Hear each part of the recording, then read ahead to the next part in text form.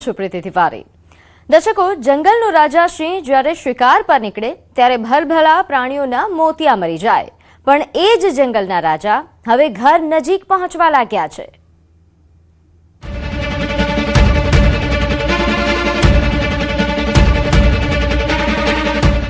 સિંહની દહાડ જંગલની બહાર।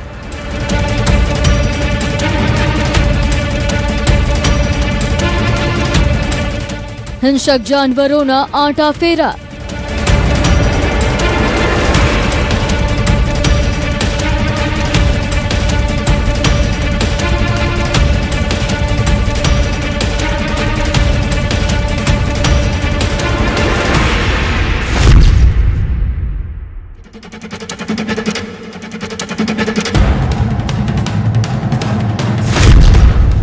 જેની દહાડથી સમગ્ર જંગલ અને પ્રાણીઓમાં ફફડાટ વ્યાપી જાય છે। હવે આ દહાડ શહેરમાં સંભળાવવા લાગી છે। જંગલના રાજા હવે શહેરમાં આટા ફેરા કરતા થઈ ગયા છે।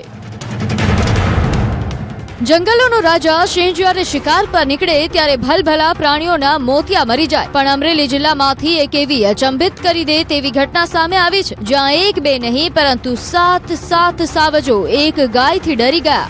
ઘટના અમરેલીના રાજુલા તાલુકાના ખારી ગામની છે।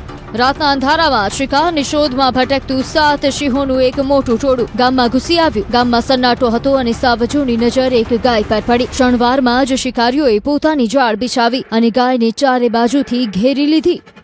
મોતને સામે જોઈને કોઈ પણ પ્રાણી હિંમત હારી જાય, પરંતુ આ ગાય અલગ જ માટીની બનેલી હતી। ગાયે હિંમત હાર્યા વગર નિડરતાથી સાવજોનો સામનો કર્યો। પોતાનો જીવ બચાવવા ગાયે એવો રૌદ્ર અવતાર ધારણ કર્યો કે ગાયની આ બહાદુરી જોઈને જંગલના રાજાઓ પણ ડરી ગયા। હિંમત હાર્યા વિના ગાયે એવો પ્રતિકાર કર્યો કે સાવજોના હોશ ઉડી ગયા। શિકાર કરવા આવેલા જંગલના રાજાઓને ગાયના આક્રમણ સામે ઝૂકવું પડ્યું અને પોતાના જીવ બચાવીને ઊભી પૂંછડીએ ભાગવું પડ્યું। જો કે ગાયનો શિકાર કરવામાં નિષ્ફળ ગયેલા આ સાવજોએ ગુસ્સામાં એક નાની વાછરડીનું મારણ કર્યા હોવાનો દાવો છે।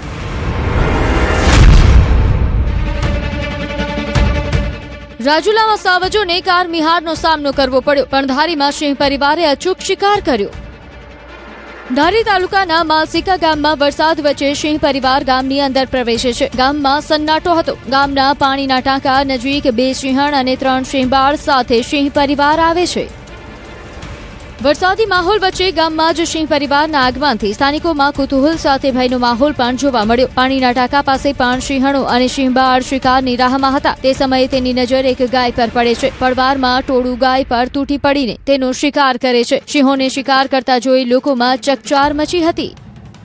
ઝરમર વરસાદ વરસી રહ્યો હતો તે દરમિયાન સિંહ પરિવારે ગામના રહેણાંક વિસ્તાર નજીક એક પશુનો શિકાર કર્યો હતો। શિકાર કર્યા બાદ સિંહણો અને સિંહબાળ સાથે સિંહ પરિવારે સ્થળ પર જ મેજબાની માણી હતી।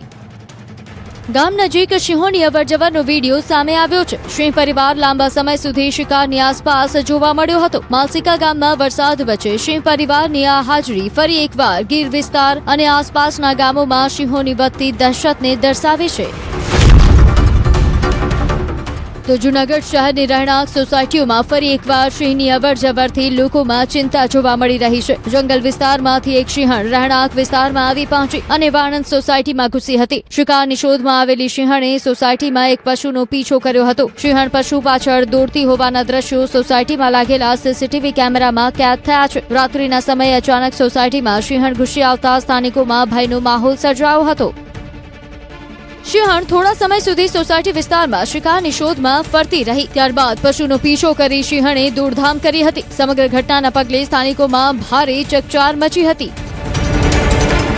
જૂનાગઢ શહેર અને આસપાસના રહેણાંક વિસ્તારોમાં અવારનવાર સિંહોના આટા ફેરા જોવા મળે છે। સ્થાનિકોમાં સુરક્ષાને લઈને ચિંતા વધી રહી છે। ખાસ કરીને રાત્રિના સમયે હિંસક જાનવરો રહેણાંક વિસ્તારોમાં પ્રવેશતા હોવાથી લોકોમાં ભયનો માહોલ જોવા મળે છે।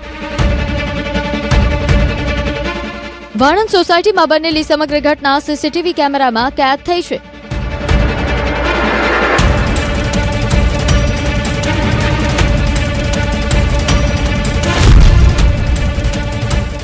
તો ગીર સોમનાથના ગઢડાના કાંધી ગામમાં સાવજોની ડણક સંભળાઈ. કાંધી ગામે રાવલ નદીના કાંઠે સિંહ પરિવાર આરામ ફરમાવતો નજરે પડ્યો. એક તરફ નદીમાં પાણીનો ધસમસતો પ્રવાહ વહી રહ્યો છે, બીજી તરફ નદીના સામા કાંઠે સિંહ પરિવાર આરામ ફરમાવી રહ્યો હતો. કોઈ સ્થાનિકે સાવજ પરિવારના દ્રશ્યો મોબાઈલ કેમેરામાં કેદ કર્યા હતા. નદી કિનારે સાવજની હાજરીથી ખેતરે જતા લોકોમાં ભારે ફફડાટ છે.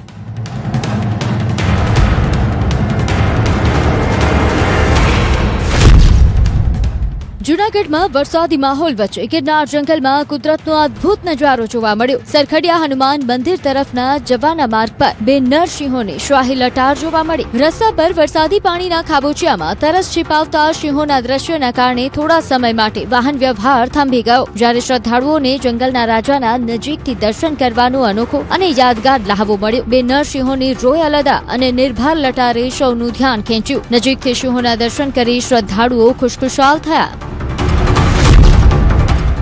ગીર સોમનાથમાંથી માનવ અને વન્યજીવ વચ્ચેના સહ અસ્તિત્વનું અનોખું દ્રશ્ય સામે આવ્યું છે. જુઓ આ દ્રશ્યો. આગળ હાવજ અને પાછળ ધરતીનો તાત. ખેડૂત જાણે સિંહને ચરાવવા નીકળ્યો હોય તેવા આ દ્રશ્યો. આગળ સિંહ પરિવાર ચાલી રહ્યો છે, જેની પાછળ ખેડૂત જઈ રહ્યો છે. દ્રશ્યો ગીર સોમનાથ જિલ્લાના ઉના તાલુકાના પાતાપુર ગામના છે. વિડીયોમાં સિંહ યુગલ પોતાના બચ્ચા સાથે આગળ જઈ રહ્યું છે, જ્યારે પાછળ એક ખેડૂત ખેતરમાં દવાનો છંટકાવ કરવા પંપ લઈને નિર્ભયતાથી ચાલતો જોવા મળી રહ્યો છે. બંને વચ્ચેનું અંતર પણ થોડું જ છે. તાજેતરમાં રાજ્યના કેટલાક વિસ્તારોમાં સિંહોના હુમલાની ઘટનાઓ સામે આવી રહી છે, ત્યારે પાતાપુર ગામનો આ વિડીયો માનવ અને વન્યજીવ વચ્ચેના સહ અસ્તિત્વનું એક અલગ જ ચિત્ર રજૂ કરી રહ્યો છે, જે ચર્ચાનો વિષય બન્યો છે.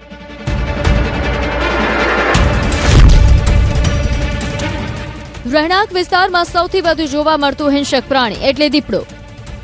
વલસાડમાં દીપડાની અવરજવરનો સિલસિલો યથાવત જોવા મળી રહ્યો છે. ગડોઈ ગામમાં એક સાથે બે દીપડા દેખાતા ગ્રામજનોમાં ભયનો માહોલ સર્જાયો છે. ગામના છેવાડાના વિસ્તારમાં સ્થાનિકોને એક સાથે બે દીપડા નજરે પડ્યા હતા. રહેણાંક વિસ્તાર નજીક બે દીપડા દેખાતા ગ્રામજનોમાં ચિંતા ફેલાઈ હતી.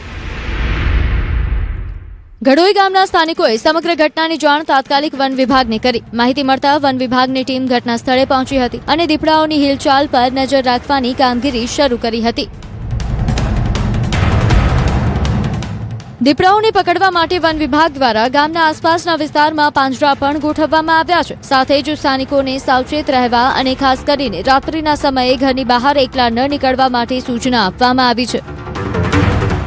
એક સાથે બે દીપડા દેખાતા ગ્રામજનોમાં ભયનો માહોલ છે અને વન વિભાગ દ્વારા બંને દીપડાઓને ઝડપી લેવા માટે વધુ કાર્યવાહી હાથ ધરવામાં આવી રહી છે. ખૂંખાર મગરમચ્છ. વડોદરાની વિશ્વામિત્રી નદીમાંથી એક દુર્લભ દ્રશ્ય સામે આવ્યું. અહીં બે મહાકાય મગરો વચ્ચે વર્ચસ્વની જોરદાર લડાઈ કેમેરામાં કેદ થઈ છે. લોકોમાં આ દ્રશ્યો ભારે કુતૂહલ જગાવી રહ્યા છે. દ્રશ્યોમાં જોઈ શકાય છે કે બંને મગર જાણે એકબીજાના જીવના દુશ્મન બન્યા છે. વિશ્વામિત્રી નદી મગરોના કુદરતી વસવાટ માટે જાણીતી છે, પરંતુ બે મહાકાય મગરો વચ્ચે આવી વર્ચસ્વની લડાઈ ભાગ્યે જ જોવા મળે છે. આ ઘટનાનો વિડીયો હવે સોશિયલ મીડિયા પર ઝડપથી વાયરલ થઈ રહ્યો છે. વન્યજીવ પ્રેમીઓ પણ તેને કુદરતી વર્તનનું દુર્લભ દ્રશ્ય ગણાવી રહ્યા છે. જો કે આવી સ્થિતિમાં વન્યજીવોથી સુરક્ષિત અંતર જાળવવું અને તેમને કોઈ પણ પ્રકારની હેરાનગતિ ન પહોંચાડવી.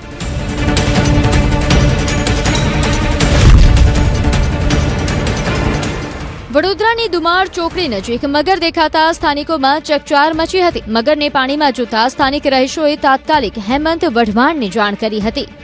માહિતી મળતા જ હેમંત વઢવાણા પોતાની ટીમ સાથે ઘટના સ્થળે પહોંચી ગયા. સાથે જ વન વિભાગની ટીમને પણ જાણ કરવામાં આવતા વન વિભાગના કર્મચારીઓ તાત્કાલિક સ્થળ પર પહોંચ્યા હતા અને મગરને સુરક્ષિત રીતે પકડવાની કામગીરી શરૂ કરી હતી. પાણી વચ્ચે મગરનું રેસ્ક્યુ કરવું પડકારજનક હોવાથી ટીમ દ્વારા સાવચેતીપૂર્વક દિલધડક રેસ્ક્યુ ઓપરેશન હાથ ધરવામાં આવ્યું હતું. લાંબી જહેમત બાદ સંયુક્ત કામગીરીથી આશરે 4.5 ફૂટ લાંબા મગરને સુરક્ષિત રીતે રેસ્ક્યુ કરવામાં સફળતા મળી હતી. મગરને પકડી લીધા બાદ વન વિભાગની ટીમે તેને પોતાના કબજામાં લીધો. મગરનું સુરક્ષિત રીતે રેસ્ક્યુ થતા સ્થાનિક રહીશોએ રાહતનો શ્વાસ લીધો હતો. ટીમની ઝડપી કામગીરીના કારણે કોઈ અનિચ્છનીય ઘટના બની ન હતી.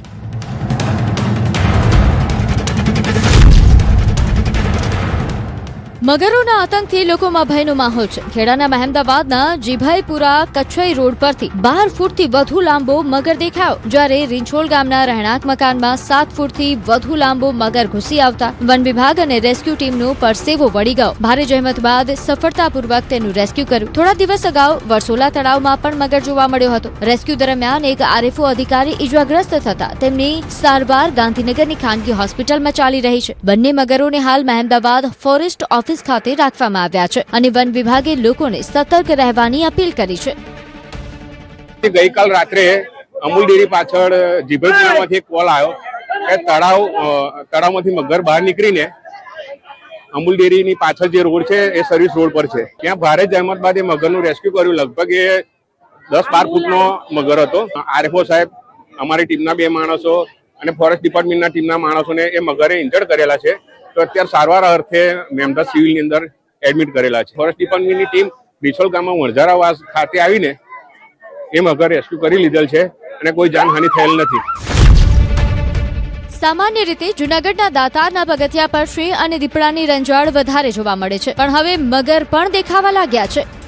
જૂનાગઢ શહેરમાં છેલ્લા કેટલાક સમયથી દીપડા અને સિંહોની અવરજવર બાદ હવે રહેણાંક વિસ્તારમાં મગર આવી ચડતા સ્થાનિકોમાં ચકચાર મચી છે. નીચલા દાતાર વિસ્તારમાં મગર જોવા મળ્યો હતો. રહેણાંક વિસ્તાર નજીક મગર દેખાતા સ્થાનિક લોકોમાં ભયનો માહોલ સર્જાયો. મગરને જોતા સ્થાનિક યુવાનોએ હિંમતપૂર્વક તેને પકડવાની કામગીરી હાથ ધરી અને મગરને કાબૂમાં લીધો હતો. મગર પકડાયા બાદ સમગ્ર ઘટનાની જાણ વન વિભાગને કરવામાં આવી હતી. માહિતી મળતા વન વિભાગની ટીમ તાત્કાલિક સ્થળ પર પહોંચી અને મગરનું સુરક્ષિત રીતે રેસ્ક્યુ કર્યું હતું. વન વિભાગની ટીમે મગરને પોતાના કબજામાં લઈ આગળની કાર્યવાહી હાથ ધરી. રહેણાંક વિસ્તારમાં મગર આવી ચડતા લોકોમાં ચિંતા જોવા મળી હતી. જોકે સમયસર રેસ્ક્યુ થતા સ્થાનિકોએ રાહતનો શ્વાસ લીધો હતો.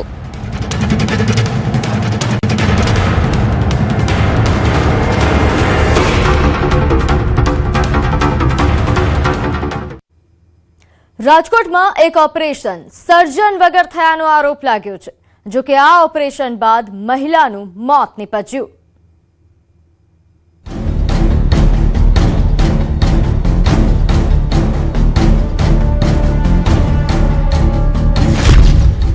ભગવાન પર લાગ્યું લાંછન,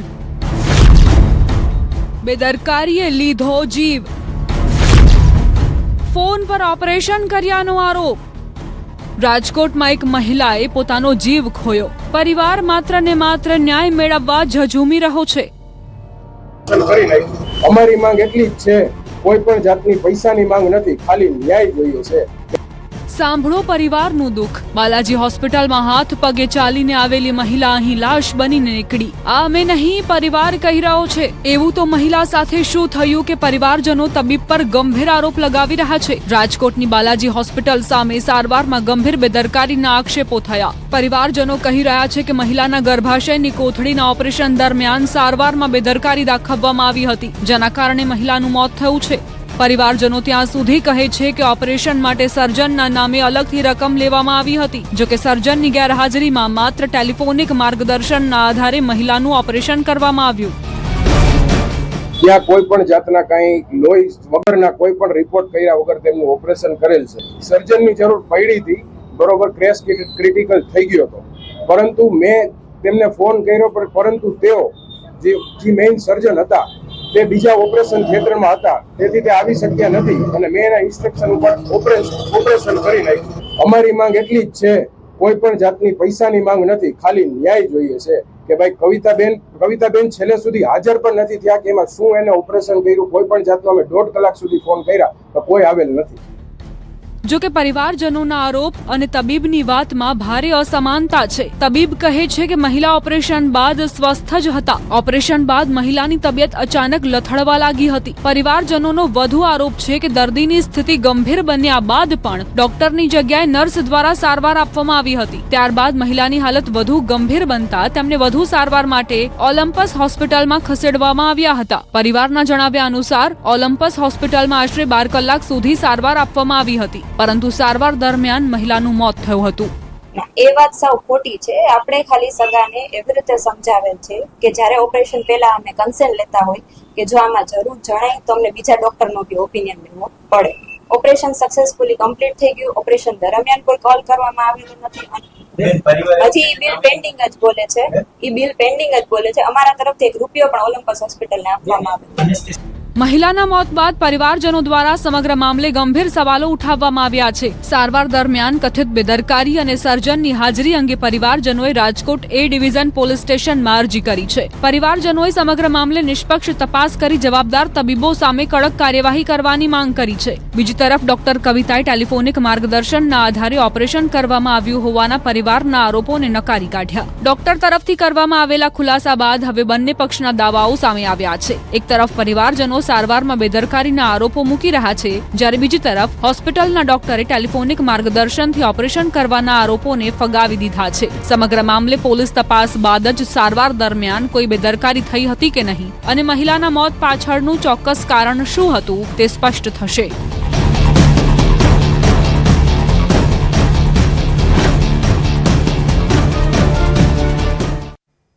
તો ગૃહિણીઓ માટે હવે રસોડામાં જવું અઘરું થઈ ગયું છે. શું ખાવું શું ન ખાવું એવી સ્થિતિ સર્જાય છે, કારણ કે શાકભાજીના ભાવ આસમાને છે અને બજેટ ખોરવાઈ ગયું છે.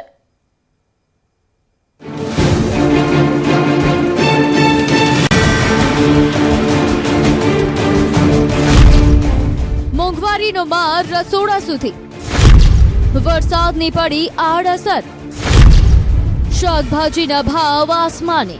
મોટી ઇફેક્ટ પડે છે, કારણ કે જે રોજ કમાઈને રોજ લાવીને ખાવાવાળા હોય ને એ લોકો માટે આ બહુ જ મોટી વસ્તુ છે કે ભાઈ આટલું મોંઘું શાક.